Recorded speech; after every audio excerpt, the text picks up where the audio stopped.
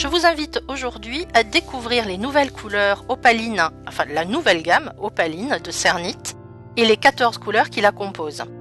Nous allons commencer avec les couleurs primaires, le bleu, le jaune et le magenta.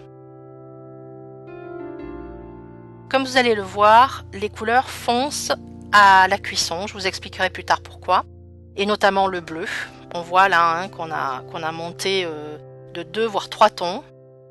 La couleur est beaucoup plus foncée que crue, donc il faut se fier à ces pastilles pour la couleur finale après cuisson. C'est un comportement tout à fait normal étant donné la composition de ces pâtes qui sont pour moitié composées de pâtes translucides. Voici le jaune. Alors le jaune étant plus clair, vous voyez, il n'a presque pas bougé à la cuisson par rapport au bleu, qui lui a beaucoup foncé. Le jaune est quasiment le même que celui de la pâte crue. Enfin le magenta, qui lui aussi a pas mal foncé et qui donne un très beau magenta foncé à la cuisson. Donc voilà les 3 couleurs primaires, bleu primaire, jaune primaire et magenta, qui vous permettront de créer tout un tas d'autres couleurs en le mélangeant au blanc ou en les mélangeant entre elles et les autres couleurs de la collection opaline. Vous pouvez aussi les mélanger aux couleurs number 1 et à toutes les autres couleurs de la marque Cernit. Voici 2 verres. Le verre menthe qui existait déjà en finition porcelaine et qui est reconduit donc dans la collection opaline. Et enfin, le céladon qui est une nouvelle couleur.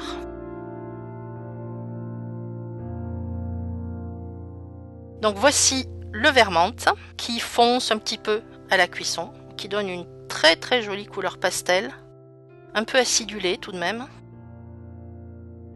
Et voici le céladon qui lui fonce beaucoup à la cuisson.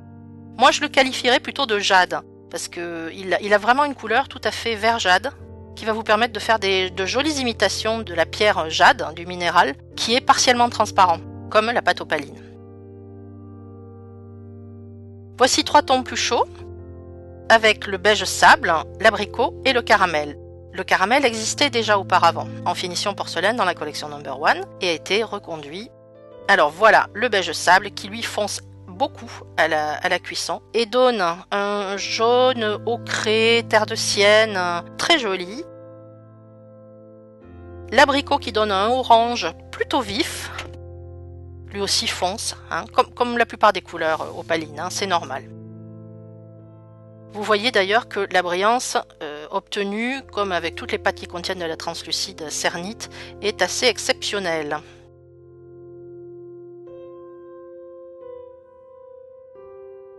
Et le caramel qui existait déjà et qu'on peut qualifier de carambar parce que c'est vraiment la couleur de cette confiserie au final.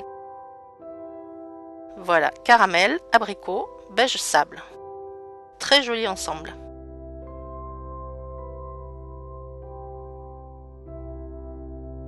Voici maintenant 3 tons de bleu, donc le bleu gris qui existait auparavant, le lilas qui existait également et le violet. Voici le bleu gris qui après cuisson porte bien son nom, un bleu grisé, un très joli bleu, un bleu un peu pervenche. Le lilas qui lui aussi a foncé.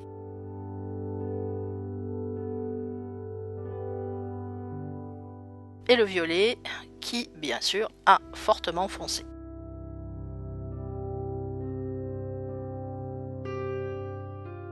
Voici pour ces 3 couleurs, violet, lilas et bleu-gris.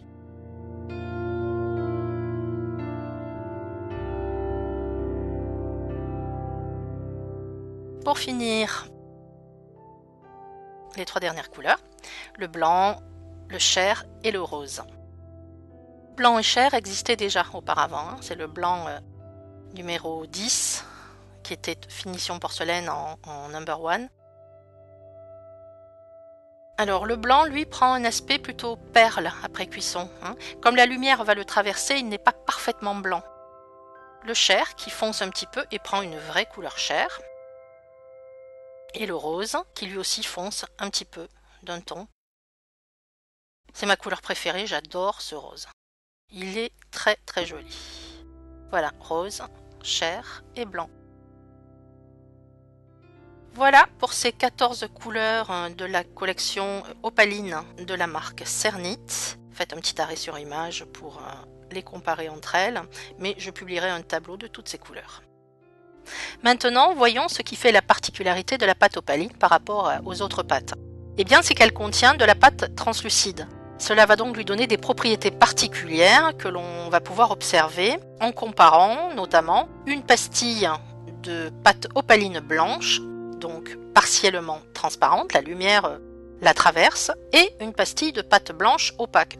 Toutes les deux sont blanches, mais on voit très clairement qu'à gauche, la pâte opaline laisse passer la lumière et a un aspect de céramique vitrifiée, de porcelaine, vraiment de porcelaine, avec cette surface légèrement translucide que l'on peut observer.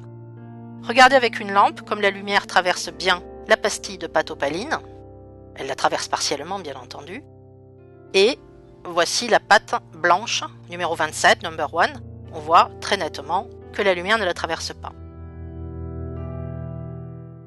Donc l'intérêt, c'est que si vous souhaitez reproduire un effet porcelaine, réaliser des miniatures par exemple de vaisselle ou autre, cette pâte est particulièrement indiquée. Ou pour faire des coquillages, car le coquillage aussi est partiellement transparent. On peut aussi comparer la couleur chair en opaline, que vous voyez ici, et qui a une réelle transparence, comme là, la chair humaine. Tout ce qui est organique a toujours une petite transparence. Donc on peut la comparer avec le chair opaque, number 1. Alors c'est peut-être pas évident comme ça à la caméra, mais il y a vraiment une différence. On peut reproduire le test de la lampe, à gauche donc, opaque, opaline. On voit la transparence. Ça n'a l'air de rien, mais ça apporte beaucoup dans votre travail d'avoir cet aspect transparent qui va tout changer dans l'efficacité de vos créations, surtout si vous voulez imiter des choses organiques. Et notamment, par exemple, les feuillages. Les feuillages ont toujours une transparence partielle, les plantes, etc. Donc les deux verts de la collection peuvent être mélangés à du blanc et à d'autres couleurs pour créer plein de nuances de vert qui vous permettront de créer des végétations tout à fait réalistes. Un autre aspect très important de l'opaline, c'est que comme elle est transparente, forcément, la couleur que vous allez mettre derrière va avoir une influence énorme sur la couleur de pâte. Voici donc la pastille de blanc porcelaine sans support à l'arrière, sans couleur à l'arrière. Et en voici une autre avec un fond blanc. On voit immédiatement que le blanc se voit à travers la couleur blanche opaline et va rendre donc ma pâte plus blanche. Et maintenant, voyons un support noir à l'arrière. J'ai donc mis du noir. Et bien entendu, comme la pâte est semi-translucide, on aperçoit le noir derrière, ce qui me fait un blanc grisé puisqu'on voit le noir à l'arrière. Donc on voit très bien sur ces trois exemples, sans support, sans couleur à l'arrière, sur le blanc et sur le noir, que la couleur de fond est très importante. Plus la couleur est foncée, moins c'est évident en fait. Là j'ai deux fonds, un blanc et un noir à droite. La différence existe, elle est très subtile, elle n'est pas facilement perceptible, mais ça se voit beaucoup moins qu'avec une couleur claire évidemment. Donc pour résumer, avec toutes les couleurs les plus claires, faites très attention au fond que vous allez utiliser. Si vous faites des perles rondes rouges avec de la pâte scrap rouge, eh bien votre blanc sera rosé. Si vous le faites avec du violet, il sera légèrement violacé. Donc faites attention, plus la couleur est claire, plus on voit le fond en fait.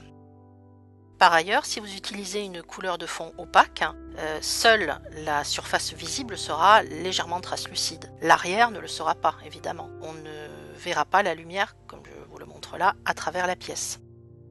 Mais la surface, elle, présentera cette légère translucidité laiteuse. Et si vous voulez que ce soit complètement translucide, eh bien, vous ne mettez pas de couleur de fond. Alors, bien sûr, je vous l'ai dit tout à l'heure, l'autre chose dont il faut être conscient, c'est que les couleurs foncent à la cuisson. Hormis pour le blanc et quelques couleurs très très claires, mais quand même, elles peuvent foncer d'un, voire deux, voire trois tons. Plus la couleur est foncée, crue, plus elle va foncer à la cuisson. C'est le cas là pour le magenta et puis pour toutes les autres couleurs que je vous ai montrées. Donc fiez-vous plutôt aux photos des pastilles que je mets sur les fiches produits pour la couleur finale, plutôt qu'à la couleur du paquet de pâte crue, qui n'est pas fidèle à ce que ce sera après cuisson.